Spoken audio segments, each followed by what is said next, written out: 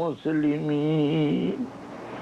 সেই সময় কাফিররা বলবো আফসোস, যদি আমরা মুসলমান হইতাম তো আজকে এই ডাকের সঙ্গে আমরা বাইরে যাইতাম। কোরআন শরীফের মধ্যে না, রাসূলুল্লাহ শাফাআত করবে, এই শাফাআতকে যারা ইনকার করে এবং শাফাআতের আশা করলে মানুষ কাফির হয়ে যাবে বলিয়া যারা লেখছে, এদের সঙ্গে কি আমরা মিলামিশা চলতে পারে? এর জন্য আমরা ওয়াহাবি দেখলে লা হাওলা পড়িয়ে সরে যাই। এই ব্যক্তি এখানে মুনাফিকের আকীদা, যেভাবে মুনাফিকরা রাসূলুল্লাহর উপরে মনোভাব রাখতো, এই মনোভাব তাদের অন্তরে ঢুকছে। আর বর্তমানে কাফির রাষ্ট্রে পয়সা দিয়ে এদের জমাত বানাইয়া ছাড়ছে। আল্লাহ দরাই দাও, নবী থেকে লোকের সরাও, কারণ ইসলামের জড় কাটার আর এর চেয়ে সহজ উপায় নাই। যদি মানুষের অন্তর থেকে রাসূলুল্লাহর মহব্বত সরে যায়, ইসলাম একেবারে মিটিয়ে দিব। এতে কেউ বলেন না মহব্বতের দ্বারা বেহেশতে যাইতে পারবেন না, না, মহব্বতের দ্বারা বেহেশতে যাওয়াও।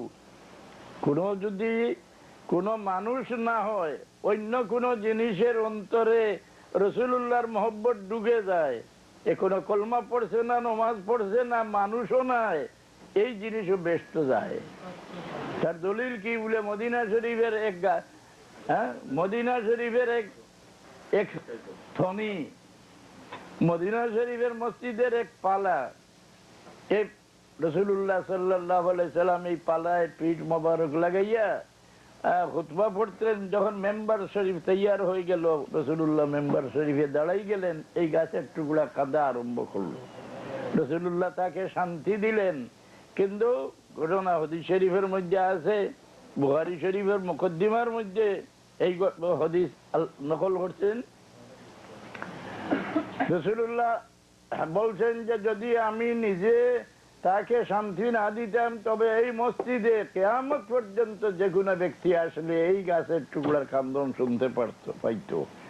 রাসূলুল্লাহ বলছেন ইউবাসু ইয়াউমাল কিয়ামাতি উম্মাতান ওয়াহিদা, কিয়ামতের দিন এক মানুষের রূপে তাকে উঠাইয়া বেহেশতে আল্লাহ দাখিল করে দিবে।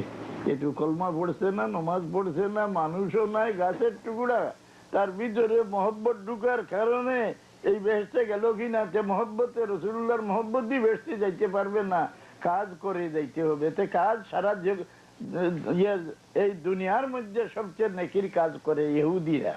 ইহুদিরা যে পরিমাণ ইবাদত করে, ইহুদিরা যে পরিমাণ তাসবিহ পড়ে, হ্যাঁ, তাদের নামাজ কজা হয় না, কিন্তু তারা কি বেহেশতে যাবে?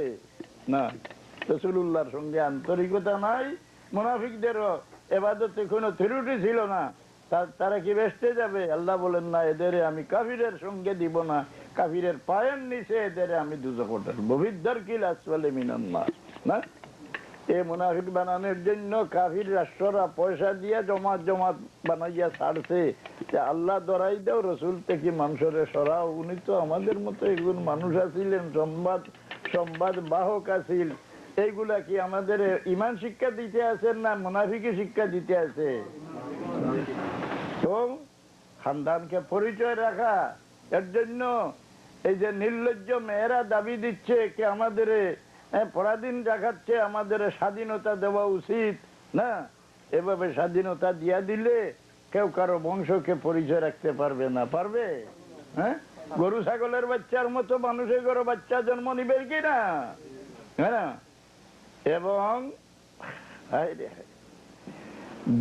ইসলামে মেয়ে লোককে যা মর্যাদা দিছে, দুনিয়ার কোন ইজম, দুনিয়ার কোন আইন, দুনিয়ার কোন রাষ্ট্রের ক্ষমতা নাই যে মেয়ে লোকরে এই পরিমাণ সম্মান দান করতো। ইসলাম ধর্মে যা সম্মান দান করছে, হায় রে হায়, মুসলমানের মেয়ে। তবে এগুলা এই যে যাতে মুসলমান ওই হিন্দু বাড়ির পেশাব পায়খানা পরিষ্কার করে তার মেয়ে শিক্ষিত হইছে, এখন তো ধর্ম সম্পর্কে বাপের জ্ঞান নাই, মেয়ে কিটা শিখবো। তা আমাদের যে নজিস হয়, আমরা নজিসের গাড়ার ডালি দিই, বুঝলেন? তসলিমা নাসিমারে আপনারা আনতরা না, নজিসের গাড়াত গেলে আমরা কোনো আপত্তি নাই। হ্যাঁ, দুরূদ শরীফ পড়ুন, সাল্লাল্লাহু আলাইহি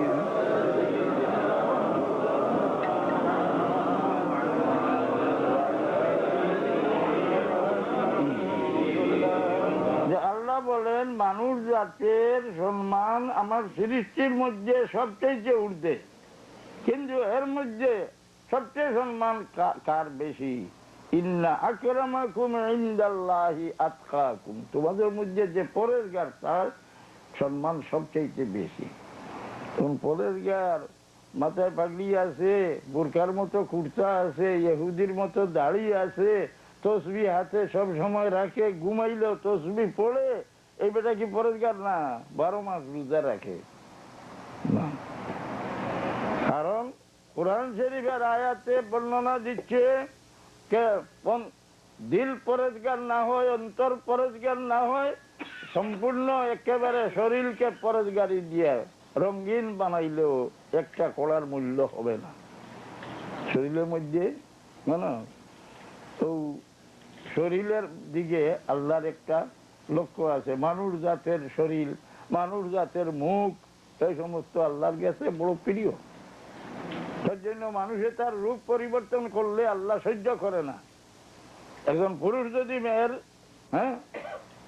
আকৃতি নেয়, কাপড় ব্যবহার করে, কিংবা আমাদের মুসলমানের ছেলেরা সোনা ব্যবহার করতে আছে না, গলায় সোনার হার দে, জানিয়ারা করে বাবু সকল, এটা কেবল হারাম নয়, এটা একেবারে মানুষের ধ্বংসের কারণ। কারণ কারণকে মাটির নিচে দাবানের একমাত্র কারণ সে সোনা স্বর্ণ পরিয়া বাইর হয়েছিল, এর উপরে আল্লাহ বিরক্ত হয়ে তাকে জমিনের নিচে দোষাই দিছে। আপনারা কি নিচের দিকে নামতে চান? কারণ জমিনের নিচে এমন ভাবে ঢুকছে কে প্রত্যেক দিন এক পুরুষ পরিমাণ হেসে নিচে দিয়ে কিয়ামত পর্যন্ত দাবিতে থাকবো। তার দোষ কি? খারাজা আলা ফি জিনাতিন মিনাল কওম, না, এই স্বর্ণ পরিয়া বাইর হয়েছিল, তার নচে ফল হইল, তাকে আল্লাহ জমিনের দোষাই দিছে। আমাদের বাচ্চা পিচ্চাকে ছেলেদের স্বর্ণ ব্যবহার করাইয়া আপনারা কি চান তাদের অধঃপতনে দেওয়া, তাদের জমিনের নিচে দেওয়া? অবনতির একমাত্র কারণ হইব যে এই জিনিসটা ব্যবহার করিও না বাবু। আপনাদের পয়সা আছে, নিজের বাপের পয়সা দিয়া ব্যবহার করতে আসো, এতে আমি বাধা দেওয়ার তো উচিত নাই, কিন্তু আপনাদের জীবনের শেষ ফলাফলটা বড় খারাপ। তো পরেজগার কে? কোরআন শরীফে আল্লাহ বলছে, ومن يعظم شعائر الله فإنها من تقوى القلوب। এ তসবিহ পড়ায় পরেজগার হয় না, জিকিরেও পরেজগার হয় না, নফল ইবাদতে পরেজগার হয় না, পাগড়ি আর লম্বা কুর্তা লম্বা দাড়ি দিয়ে পরেজগার হয় না। তার অন্তর পরেজগার না হইলে সে পরেজগার হইতে পারে না। অন্তর পরেজগার কিভাবে বানাল যায়? মানুষের অন্তরের মূল্যে মানুষের মূল্য না বাইরের চামড়ার মূল্যে মানুষের মূল্য? অন্তরের মূল্য।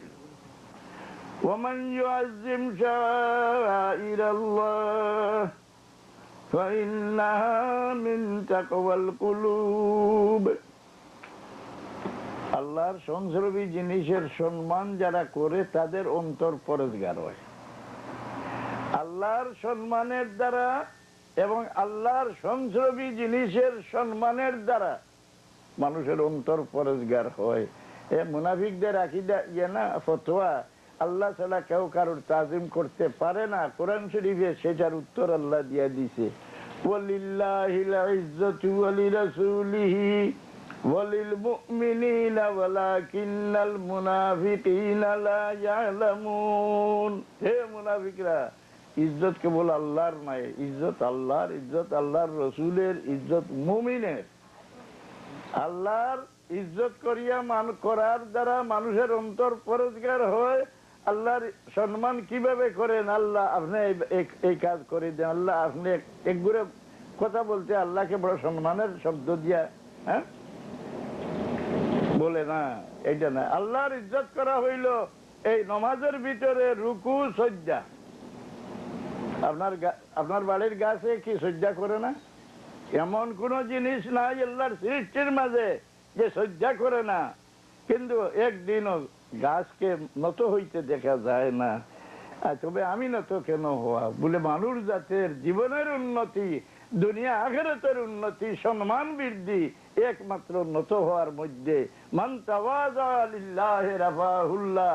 একজন মানুষ তার অন্তরে কাতরতা অন্তরকে কাতর বানিয়া কাতরতার সহিত যদি রুকু সিজদা আদা করে নামাজ পড়ে, আল্লাহ তাকে দুনিয়ার জীবনে বেইজ্জত করবে না, হাসরের ময়দানে আল্লাহ তাকে সম্মান অসম্মান করবে না। আল্লাহ আমাদের তৌফিক দান করো, সবে বলে না।